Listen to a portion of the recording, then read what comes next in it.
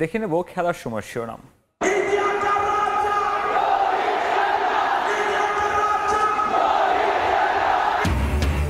Trophy হাতে বিমানবন্দর থেকে ছাদ খোলা বাসে আইকনিক ওয়াংখেড়েতে রোহিত কোহলিরা বৃষ্টি উপেক্ষা করেই বিশ্ব চ্যাম্পিয়নদের বরণে জনসমুদ্র মুম্বাই। ওয়ার্ল্ড কাপের বাজে পারফরমেন্সের তদন্ত রিপোর্ট পিসিবিতে। ক্রিকেটারদের অন্তর্দ্বন্দ্ব ও ফিটনেস সমস্যায় কারণ, হেড কোচ ও প্রধান নির্বাচকের পর্যবেক্ষণ। কোপা আমেরিকার সেমিফাইনাল নিশ্চিতের মিশনে ভোরে আর্জেন্টিনার সামনে ইকুয়েডর। ইনজুরিতে অনিশ্চিত মেসি, শেষ মুহূর্ত পর্যন্ত অপেক্ষা করবেন কোচ স্ক্যালোনি। এবং ইউরোর হাই ভোল্টেজ কোয়ার্টারে কাল মুখোমুখি হবে জার্মানি স্পেন। শীর্ষ 8-এ পর্তুগাল ফ্রান্স লড়াই ছাপিয়ে রোনালদো এমবাপে দ্বৈরথ উপভোগের অপেক্ষায় সমর্থকরা।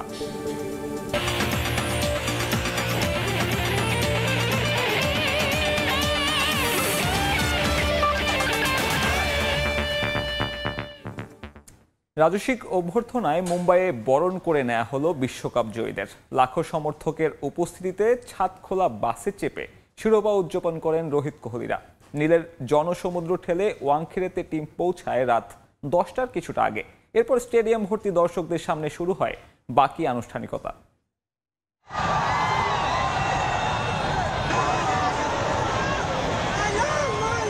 মুম্বাইয়ের মেরিন ড্রাইভ এবারই প্রথম এমন কিছুর সাক্ষী। এদিন আর সমুদ্রের সৌন্দর্য নয়, বরং বিশ্বজয়ীদের দেখতে সেখানে ভিড় জমায় লাখ লাখ ক্রিকেট প্রেমী। তীব্র বৃষ্টি আর জ্যামের কারণে নির্ধারিত সময়ের ঘণ্টা তিনেক পরে শুরু হয় টিম ইন্ডিয়ার চ্যাম্পিয়ন্স প্যারেড। নরিমান পয়েন্ট থেকে ওয়াংখেড়ে স্টেডিয়ামের দূরত্ব 2 কিলোমিটার হলেও নীলের সমুদ্র ঠেলে এই পথ পাড়ি দিতে টিম ইন্ডিয়ার লাগে 1 ঘণ্টারও বেশি। অবশ্য এই সময়টাই হয়তো আজীবন মনে রাখবেন রোহিত কোহলিরা। মেরিন ড্রাইভ পরিণত হয় জনসমুদ্রে, তার মাঝেই চ্যাম্পিয়নদের নিয়ে বাস এগোয় ধীরে ধীরে। আরাধ্যের বিশ্বকাপ শিরোপা নিয়ে একে একে উদযাপন করেন ক্রিকেটাররা। প্যারেডে অংশ নেওয়া সমর্থকদের সবচেয়ে বেশি উজ্জীবিত করেন 2 সিনিয়র রোহিত কোহলি। অন্তর্দ্বন্দ্ব কিংবা সম্পর্কের শীতলতার গুঞ্জন থামিয়ে বাসে দুজনকে দেখা যায় বেশ চনমনে। দ্রাবিড়, হার্দিক, জাসপ্রীতরাও ছিলেন উচ্ছ্বসিত। শান্ত থাকাটাই তো কঠিন। এক পাশে সমুদ্রের গর্জন, অন্য পাশে সমর্থকদের। নীলের যে স্রোত নামে তাতে অংশ নেয় লাখ লাখ ভক্ত। লাখো মানুষের জনসমুদ্র, একটা আরাধ্যের ট্রফি আর চ্যাম্পিয়ন টিম নিয়ে ওয়াংখেড়ে পা রেখে একটা বৃত্ত পূরণ করল ভারত। 2011 সালে এই মাঠেই নিজেদের শেষ বিশ্বকাপ জিতেছিল ম্যান ইন ব্লু। এর আগে ঘূর্ণিঝড়ের কারণে বার্বাডোস থেকে দীর্ঘ 105 ঘন্টা দেরিতে দেশে ফেরে টিম ইন্ডিয়া। প্রথমে দিল্লিতে প্রধানমন্ত্রীর সঙ্গে সাক্ষাৎ, এরপর আরেকটি ফ্লাইটে মুম্বাই পৌঁছায় ম্যান ইন ব্লু। সেখানে টিম হোটেলে আরেক দফায় বিশ্বকাপ শিরোপা উদযাপন শেষে ছাদখোলা বাসে ঐতিহাসিক এই প্যারেডের শুরু হয়। সাব্বির মিথুন, সময় সংবাদ। এদিকে এর আগে বিতর্ক সঙ্গী করে বার্বাডোস থেকে ভারতে পৌঁছায় টিম ইন্ডিয়া।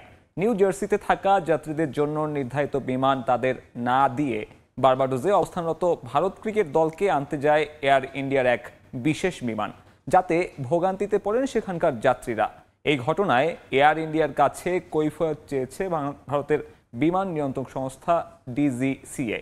অবশ্য বিষয়টির জন্য যাত্রীদের কাছে দুঃখ প্রকাশ করেছে এয়ার ইন্ডিয়া।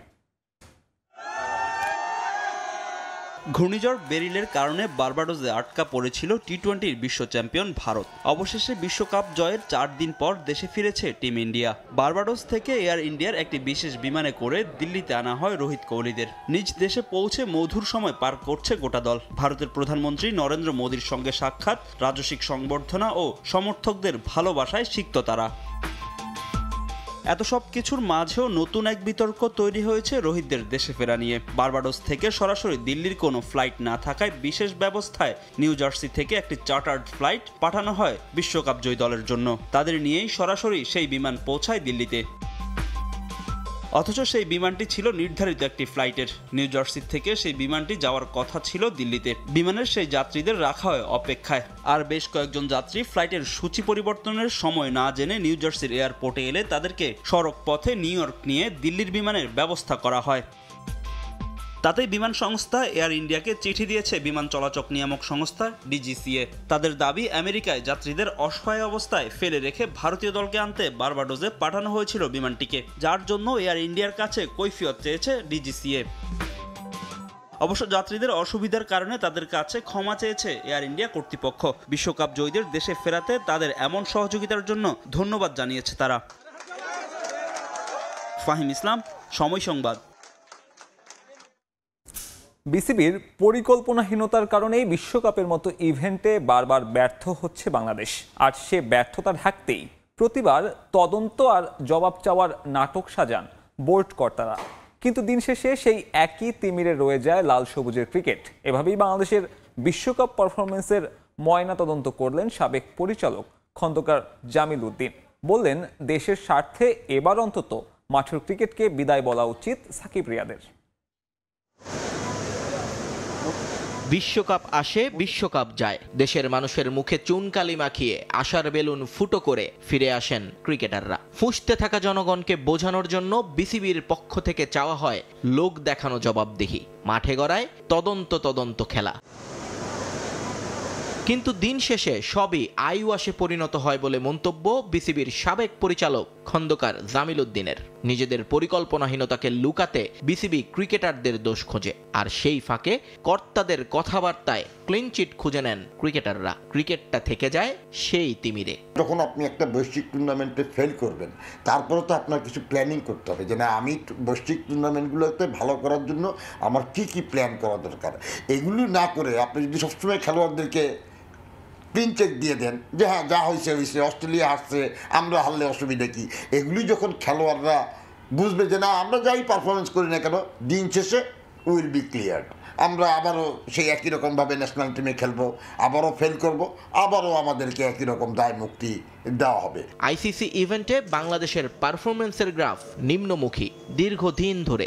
এর জন্য যতটা দায় ক্রিকেটার এবং কোচিং স্টাফদের, তার সমান দায় ক্রিকেট অপারেশনসেরও। কিন্তু কখনোই এর জন্য জবাব দিতে হয় না অপসকে। ফলাফল, বাংলাদেশ টি-20তে ভালো দল নয়, এই কথাতেই স্বস্তি খুঁজতে হয় সমর্থকদের। কিন্তু দিনের পর দিন চেয়ার আঁকড়ে ধরে রাখেন গুটি কয়েক ব্যক্তি। 17 বছর পরেও কেন তা আমার বলতে হবে যে আমরা টি-20তে ভালো না? এটা কি আমার ব্যর্থতা না? এটা কি যারা পরিচালনা করছেন তাদের ব্যর্থতা না? এই প্রশ্নগুলোর জবাবটা কে দিবে? আমি যদি বারবারই বলতে থাকি আমি তাহলে কিসে ভালো? আমি ওয়ানডেতে ভালো, কিন্তু ওয়ানডেতে আমি বৈশ্বিক টুর্নামেন্টে সেই চ্যাম্পিয়ন্স ট্রফিতে একবার একটা সেমিফাইনাল খেলা ছাড়া আমরা কি করতে পেরেছি? দায় এড়াতে পারেন না সিনিয়র ক্রিকেটাররাও। শুধুমাত্র অতীত পারফরমেন্সের জেরে টিমে জায়গা ধরে না রেখে তাই তাদেরও সরে দাঁড়ানোর পরামর্শ সাবেক পরিচালকের। তাদের তো আসলে অনেক আগেই রিটায়ারমেন্টে চলে যাওয়ার কথা ছিল, বাট সেই প্লেয়ার তো আমরা তৈরি করতে পারিনি, যার জন্য তারাও রিটায়ার করছে না। কারণ at the end of the day retire না করলে বোর্ড থেকে মান্থলি বেতন পাবে, বোনাস পাবে, ম্যাচ ফি পাবে, অনেক কিছু পাবে। অর্থনৈতিক বিষয়টা এখানে জড়িত। যেহেতু তাদের বিকল্প, তারা দেখছে তাদেরও বিকল্প নাই, তারাও খেলাটা কন্টিনিউ করে যাচ্ছে। এখন তাদের বিবেকের কাছে তাদের প্রশ্ন করতে হবে যে আমি নতুনদেরকে সুযোগ দিয়ে আমি সরে যাই।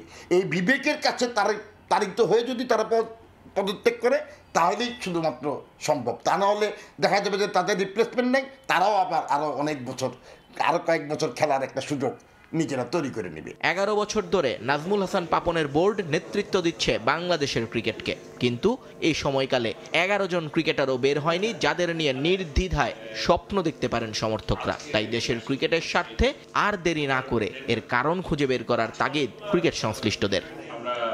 নিয়ন মুহাইমিন, সময় সংবাদ, ঢাকা। বিশ্বকাপ জয়ে ভারতে চলছে উৎসব, আর হতশ্রী পারফরমেন্সে পাকিস্তানে চলছে সমালোচনার ঝড়। বিশ্বকাপ ব্যর্থতা নিয়ে হেড কোচ গ্যারি কারস্টেন ও প্রধান নির্বাচক ওহাব রিয়াজের দেয়া রিপোর্টে চিন্তার ভাঁজ পিসিবি কর্তাদের কপালে, আর এর ভিত্তিতেই সিদ্ধান্ত নেবে বোর্ড। গণমাধ্যমের খবর বলছে, ক্রিকেটারদের অন্তর্দ্বন্দ্ব ও ফিটনেস সমস্যা ছাড়াও পরিস্থিতি অনুযায়ী খেলতে না পারার কথা উল্লেখ করা হয়েছে গ্যারি কারস্টেনের রিপোর্টে। পাশাপাশি দেশ ক্রিকেটে চিরপ্রতিদ্বন্দ্বী, তবে এই মুহূর্তে দুদেশের চিত্রটা ভিন্ন। 17 বছরের অপেক্ষার পর পাওয়া টি-20 বিশ্বকাপ শিরোপা নিয়ে উল্লাস করছে ভারত, আর বাজে পারফরমেন্সের চুলচেরা বিশ্লেষণে ব্যস্ত পাকিস্তান। হেড কোচ ও প্রধান নির্বাচকের রিপোর্টের পর আলোচনা তুঙ্গে। ধারণা করা হচ্ছে ফেঁসে যেতে পারেন অনেক সিনিয়র ক্রিকেটারও। 2021 ও 22 সালের টি-20 বিশ্বকাপে সম্ভাবনা জাগিয়েও শিরোপাটা পাওয়া হয়নি পাকিস্তানের। তবে আশা ছিল এবার হয়তো আক্ষেপ ঘোচাবে মেন ইন গ্রিন। কিন্তু বাবরের দল বিদায় নিয়েছে গ্রুপ পর্ব থেকেই। এরপরেই শুরু হয় সমালোচনার ঝড়, ডাক ওঠে পরিবর্তনের। তবে পিসিবি অপেক্ষায় ছিল হেড কোচ ও নির্বাচকের রিপোর্টের জন্য। এবার সেটাও হাতে পেল তারা। হেড কোচ গ্যারি কার্স্টেন ও প্রধান নির্বাচক ওহাব রিয়াজের রিপোর্টে কি আছে সে ব্যাপারে খোলাখুলি কিছু না বললেও এর ভিত্তিতেই এবার বড় অ্যাকশনে যাবে পাকিস্তান ক্রিকেটের নিয়ন্ত্রক সংস্থা। গণমাধ্যমের খবর, রিপোর্টে প্রোটিয়া কোচ দলের বেশ কিছু সমস্যার কথা তুলে ধরেছেন, যার মধ্যে অন্যতম শৃঙ্খলা ভঙ্গ। দলের মধ্যে অন্তর্কুন্দল রয়েছে বলে জানিয়েছেন তিনি, যার প্রভাব পড়েছে মাঠের খেলায়। অধিনায়ক বাবরের বেশ কিছু বিষয় তুলে ধরেন কার্স্টেন। স্কোয়াডে থাকা ক্রিকেটারদের ফিটনেসের ঘাটতি ও ম্যাচ সিচুয়েশন অনুযায়ী খেলতে না পারার বিষয়গুলো রিপোর্টে উল্লেখ করা হয়েছে। সবশেষ আইপিএলে গুজরাট টাইটেন্সের দায়িত্বে ছিলেন কার্স্টেন। আইপিএল শেষ করেই পাকিস্তান দলের দায়িত্ব নেন প্রোটিয়া কোচ। বিশ্বকাপের আগে দল গুছিয়ে নিতে খুব একটা সময় পাননি তিনি, তাই আপাতত তাকে নিয়ে কঠিন সিদ্ধান্তে যাচ্ছে না পিসিবি। মেগা ইভেন্টে ব্যর্থ হলে কারণ অনুসন্ধানে বেশ সিরিয়াস থাকে সব দেশ। কোচ, টিম ম্যানেজমেন্টের কাছ থেকে রিপোর্ট নিয়ে ব্যাখ্যাও দেয় বোর্ড। তবে ব্যতিক্রম বাংলাদেশ। এবারেরটা তো বটেই, টাইগারদের সবশেষ ওয়ানডে বিশ্বকাপের তদন্ত প্রতিবেদনে কি ছিল সেটাও এখনও অজানা দেশের ক্রিকেট প্রেমীদের। কোনো এক অজানা কারণে সবকিছু গোপন রাখে বিসিবি। তামিম হোসেন, সময় সংবাদ। প্রথম কোয়ার্টার ফাইনালে মুখোমুখি হবে সাবেক 2 বিশ্ব চ্যাম্পিয়ন। স্বাগতিক জার্মানির বিপক্ষে মাঠে নামতে যাচ্ছে স্পেন। জর্জিয়াকে 4-1 গোলে হারিয়ে দারুণ ছন্দে স্প্যানিয়ার্ডরা। অন্যদিকে ডেনমার্কের বিপক্ষে 2-0 গোলের জয়ে আত্মবিশ্বাসী ডায়মন্ডশাফট। স্টুটগার্ট অ্যারেনায় ম্যাচটি শুরু হবে বাংলাদেশ সময় রাত 10টায়।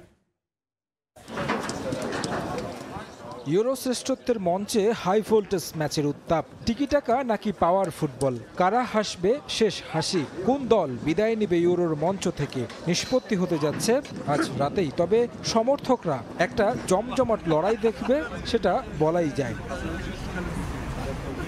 গুরুত্বপূর্ণ ম্যাচের আগে দারুণ ছন্দে স্বাগতিক জার্মানি। গ্রুপ পর্বে স্কটল্যান্ডকে 5-1 গোলে হারিয়ে শুভ সূচনা করেছিল ডায়মন্ডশাফটরা। এরপর হাঙ্গেরির বিপক্ষে জয় পেলেও সুইজারল্যান্ডের সঙ্গে পয়েন্ট ভাগাভাগি করতে হয়েছে। তবে শীর্ষ 16তে ডেনমার্ককে হারিয়েছে 2-0 গোলের ব্যবধানে। স্বাগতিকদের চিন্তার কারণ হতে পারে অতীত পরিসংখ্যান। এখন পর্যন্ত 7 বার মুখোমুখি হয়েছে দুই দল, যেখানে জয়ের পাল্লাটা ভারী স্প্যানিশদের। 3টি জয়ের বিপরীতে একটি মাত্র জয় জার্মানদের। 3 ম্যাচ ড্র। ইউরোর মঞ্চে একবারের দেখায় এগিয়ে স্পেন। তবে ম্যাচটা জার্মানদের মাঠে হওয়ায় নিশ্চয়ই কিছুটা স্বস্তিতে থাকতে পারে জার্মানি। বাঁচা মরার লড়াইয়ে মাস্টারমাইন্ড হুলিয়ান নাগেলসম্যান তাকিয়ে থাকবেন মুসিয়ালা, হেভার্টস, গুন্ডোয়ানের দিকে। টনি ক্রুস, রুডিগার, অ্যান্ড্রিজ, রেউমরা জ্বলে উঠছেন দলের প্রয়োজনে। আর গোল পোস্টের অতন্ত্র প্রহরী ম্যানুয়েল নয়ার। অন্যদিকে ইউরোতে স্পেনের যাত্রাটা মসৃণই বলা চলে। এখন পর্যন্ত পয়েন্ট হারাতে হয়নি। গ্রুপ পর্বে 3 জয়, যেখানে স্প্যানিশদের কাছে ধরাশয়ী হয়েছে ক্রোয়েশিয়া, ইতালি ও আলবেনিয়া। শীর্ষ 16তে পর্তুগালকে হারিয়ে চমক দেখানো জর্জিয়াকে হারিয়েছে 4-1 গোলে। তাছাড়া এখন পর্যন্ত মুখোমুখি দেখায় এগিয়ে রয়েছে স্পেন। তবে চিন্তার কারণ হতে পারে স্টুটগার্ট স্টেডিয়াম। প্রতিপক্ষের মাঠে ম্যাচ, স্বাগতিক দর্শকদের সমর্থন সবই থাকবে জার্মানদের পক্ষে। তাছাড়া হারলেই বিদায় নিতে হবে আসর থেকে। সব মিলিয়ে জিততে হলে নিজেদের সেরা ফুটবলই খেলতে হবে সফরকারীদের। অবশ্য নিজের সেরা একাদশী পাচ্ছেন coach Graham Hunter. Pedri, Rodri, Ruiz, Yamal, Morata, উইলিয়ামসদের পাচ্ছেন শুরু থেকে। ইউরোর মঞ্চে জার্মানদের কাছে এখন পর্যন্ত হারতে হয়নি স্প্যানিশদের। এখন দেখার বিষয় তাদের অজেয় ধারা ধরে রাখতে পারে কিনা। তারেক হাসান শিমুল, সময় সংবাদ। ইউরো চ্যাম্পিয়নশিপের খবর জানাতে জার্মানি থেকে আমাদের সঙ্গে সরাসরি যুক্ত হচ্ছেন বিটু বড়ুয়া। বিটু,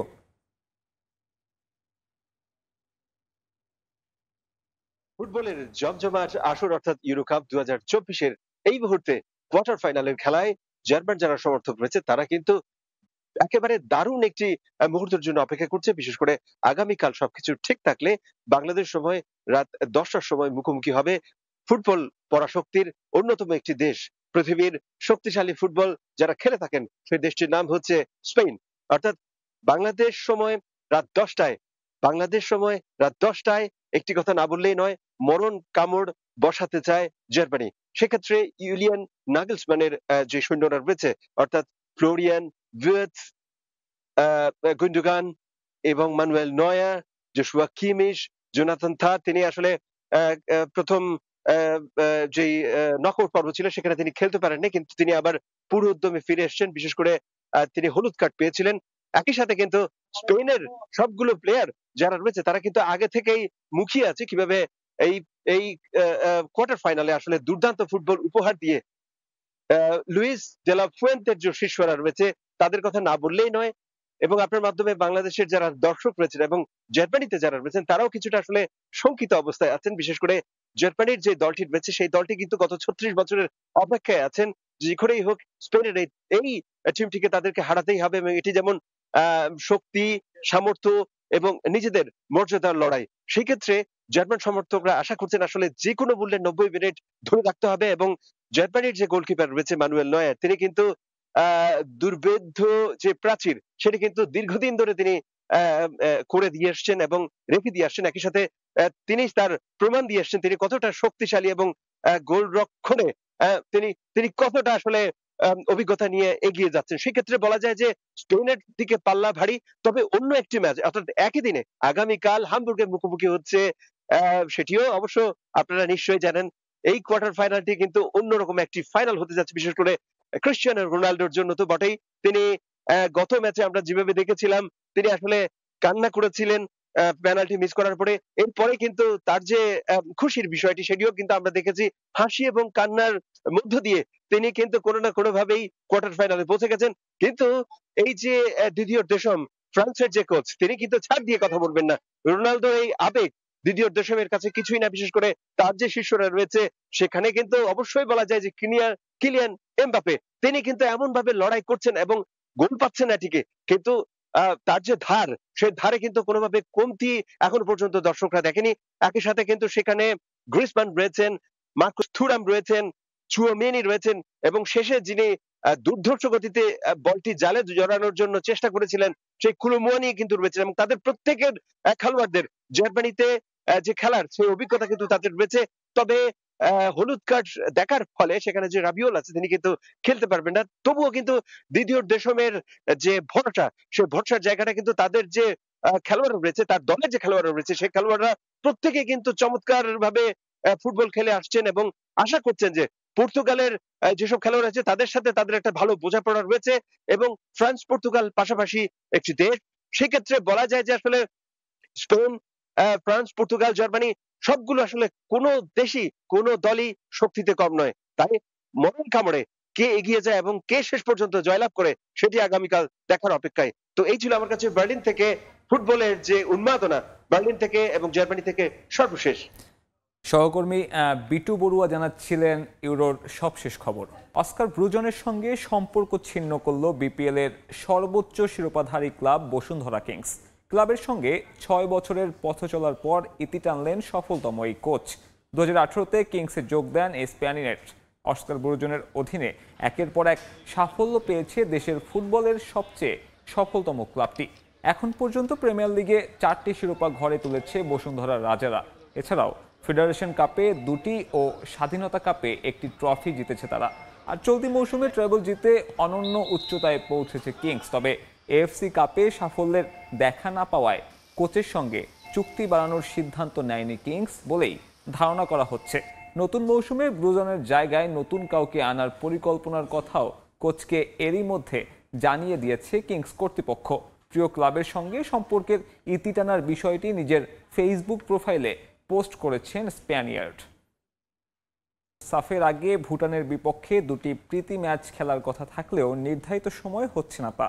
বিমানের টিকিট না পাওয়ায় এবার পুনর্নির্ধারণ করা হয়েছে সিরিজের সূচি। তবে এবার আর দ্বিপাক্ষিক সিরিজ নয়, বরং ত্রিদেশীয় সিরিজ আয়োজনের পরিকল্পনা ভুটানের।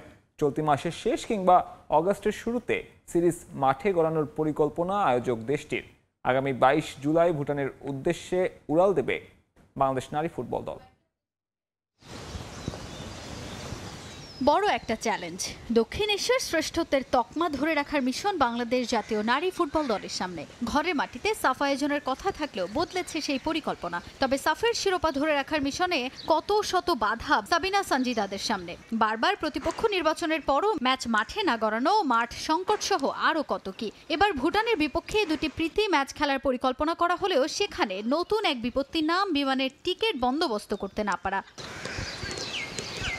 দুর্বল ভুটানের বিপক্ষে আগামী 11 ও 14 জুলাই দুটি প্রীতি ম্যাচ খেলার পরিকল্পনা থাকলেও নির্ধারিত সেই তারিখে খেলা হচ্ছে না সাবিনা মাসুরাদের। তবে পূর্ব পরিকল্পিত শিডিউলে বিমানের টিকিট না পাওয়াই এবার বড় বাধার নাম। প্রতিবন্ধকতা থাকলেও ভুটান সফর বাতিল নয়, বরং পুনর্নির্ধারণ করা হয়েছে সিরিজের সূচি। তবে দ্বিপাক্ষিক সিরিজ নয়, এবার পরিকল্পনা করা হচ্ছে ত্রিদেশীয় সিরিজের। ভুটানে যাওয়ার একমাত্র আমাদের এয়ারলাইন্স হচ্ছে ধ্রুক এয়ার, এছাড়া আর কোনো এয়ারলাইন্সে সরাসরি যাওয়া যায় না। 8 তারিখে যেহেতু আমাদের যাওয়ার কথা ছিল, 8 তারিখে আমরা মাত্র 15টা সিট পেয়েছি। আমাদের তো টোটাল টিম হচ্ছে 31 জনের। ভুটান ফুটবল ফেডারেশনকে বলা হয়েছে তারা তাদের এয়ারলাইন্সের সাথে কথা বলে রিটার্নটা তারা কনফার্ম করবে। ভুটান এখন যেটা করছে সেটা হচ্ছে যে তারা আরেকটা টিম খুঁজছে ট্রাইনেশন করার জন্য। এদিকে ত্রিদেশীয় সিরিজের জন্য তৃতীয় প্রতিপক্ষ নির্ধারণ না হলেও সিরিজ বাতিলের কোনো সম্ভাবনা নেই। সাফের আগে এ ধরনের সিরিজ হবে নিজেদের ঝালিয়ে নেয়ার সবচেয়ে বড় মঞ্চ বলে মানছেন বাফুফে নারী উইং এর চেয়ারম্যান মাহফুজা আক্তার কিরণ। গেল সাফে ভুটানকে 8-0 গোলের বড় ব্যবধানে হারানোর আত্মবিশ্বাস এবারের সফরে কাজে লাগানোর পরিকল্পনা দলের। রিশিডিউলড সিরিজটি জুলাইয়ের শেষ অথবা আগস্টের শুরুতে আয়োজন করার পরিকল্পনা আয়োজক ভুটানের। তবে সেক্ষেত্রে ফিফা র্যাঙ্কিংয়ে পয়েন্ট কিছুটা কম যোগ হবে দলগুলোর। এটা হবে end of the July or first week of August. আমরা যদি 8 তারিখে গিয়ে 12 তারিখ 14 তারিখের ভিতরে খেলতাম, তখন যদি ধরেন সাপোজ ফর এক্সাম্পল, তখন যদি পয়েন্ট হতো 10, এখন হবে 5। যেহেতু ট্রাইনেশন হবে ভুটান আরেকটা টিম এবং আমরা খেললে আমার মনে হয় সেটা আরও বেশি কম্পিটিটিভ হলো এবং মেয়েদের জন্য বেশি ভালো হলো, বেশি ম্যাচ খেলতে পারলো। আর আমরা আশা করি সেটা হয়তো স্ট্রং টিম হবে। সেটা যদি স্ট্রং টিম হয় তাহলে তো আরও ভালো হলো। আগামী 22 জুলাই ভুটানের বিপক্ষে উড়াল দেবে বাংলাদেশ জাতীয় নারী ফুটবল দল।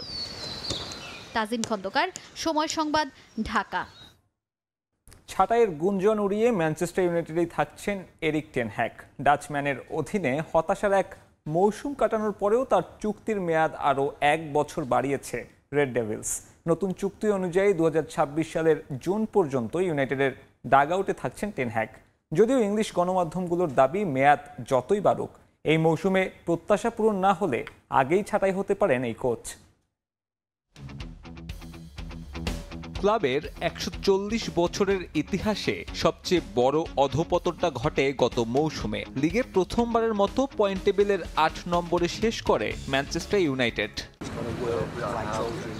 2022-এ ক্লাবটির দায়িত্ব নেয়া এরিক টেন হ্যাগের ছাঁটাই হওয়া তখন ছিল অনেকটাই প্রত্যাশিত। শুধু এই মৌসুম নয়, রেড ডেভিলদের হয়ে গত 2 মৌসুমে প্রত্যাশার ছিটে ফোঁটাও পূরণ করতে পারেননি এই কোচ। তবে টেন হ্যাগের ভাগ্য বদল হয়েছে এফএ কাপে। সিটিকে ফাইনালে হারিয়ে ইউনাইটেডে নিজের মেয়াদ বাড়ালেন তিনি। বৃহস্পতিবার এক আনুষ্ঠানিক বিবৃতিতে এরিকের মেয়াদ বাড়ানোর ঘোষণা দিয়েছে ইউনাইটেড। আগের চুক্তি অনুযায়ী 2025 সাল পর্যন্ত ডেডলাইন হলেও নতুন চুক্তিতে সেই মেয়াদ বেড়েছে আরও 1 বছর। রেড ডেভিলদের দায়িত্বে 2026 সালের জুন পর্যন্ত থাকছেন এই ডাচম্যান। ক্লাবের হয়ে কাজ করার মেয়াদ বাড়ানোর বিষয়ে একমত হতে পেরে আমি খুবই খুশি। শেষ 2 বছরের দিকে তাকালে 2 শিরোপার গর্ব তো আছেই, পাশাপাশি যখন আমি ক্লাবের দায়িত্ব নিয়েছিলাম সেখান থেকে ক্লাবের উন্নতির অনেক উদাহরণ দেখা যাবে। ছাঁটাইয়ের বদলে মেয়াদ বাড়লেও আপাতত স্বস্তিতে থাকার সুযোগ নেই এরিক টেন হ্যাগের। কাগজে কলমে চুক্তি বাড়লেও সামনের মৌসুমের পারফরমেন্স নিজের ভাগ্য ঠিক করবে। বিভিন্ন ইংলিশ গণমাধ্যমের দাবি, প্রত্যাশা পূরণ না হলে আর বিকল্প খুঁজে পেলে এরিক টেন হ্যাগকে মেয়াদ শেষের আগেই ছাঁটাই করতে পারে ইউনাইটেড কর্তৃপক্ষ। নতুন মৌসুমে পুরনো কোচ হলেও ইউনাইটেডের স্পোর্টিং ডিরেক্টর হিসেবে দায়িত্ব শুরু করবেন ড্যান অ্যাশওর্থ। সাবেক নিউক্যাসল স্পোর্টিং ডিরেক্টর কোচ হিসেবে আপাতত আস্থা রাখতে চাইছেন এরিক টেন হ্যাগের ওপর। শেষ মৌসুমে ক্লাবের পারফরম্যান্স রিভিউ করে আমরা উন্নতির জায়গাগুলো বের করেছি, যা স্পষ্ট প্রমাণ করে ক্লাবকে এগিয়ে নিয়ে যাওয়ার জন্য এবং সবচেয়ে ভালো ফলাফল পেতে এরিক হচ্ছে সবচেয়ে যোগ্য ব্যক্তি। গত মৌসুমে টেবিলের ৮ নম্বরে শেষ করলেও এফএ কাপের শিরোপা ঘরে তুলে ইউরোপা লিগের টিকিট পেয়েছে রেড ডেভিলস। এবার দেখার বিষয় পুরনো কোচের অধীনে পুরনো চেহারায় ফিরতে পারে কিনা ইউনাইটেড শিবির। সাব্বির মিথুন, সময় সংবাদ। এ পর্যায়ে খেলার সময়ের শীর্ষ সংবাদ জানিয়ে দিচ্ছি আরও একবার।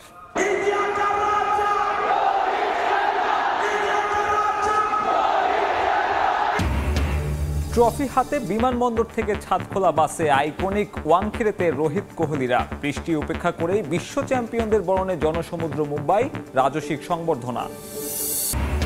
এবং কোপা আমেরিকার সেমিফাইনাল নিশ্চিতের মিশনে ভোরে আর্জেন্টিনার সামনে ইকুয়েডর। ইনজুরিতে অনিশ্চিত মেসি, শেষ মুহূর্ত পর্যন্ত অপেক্ষা করবেন কোচ স্ক্যালোনি।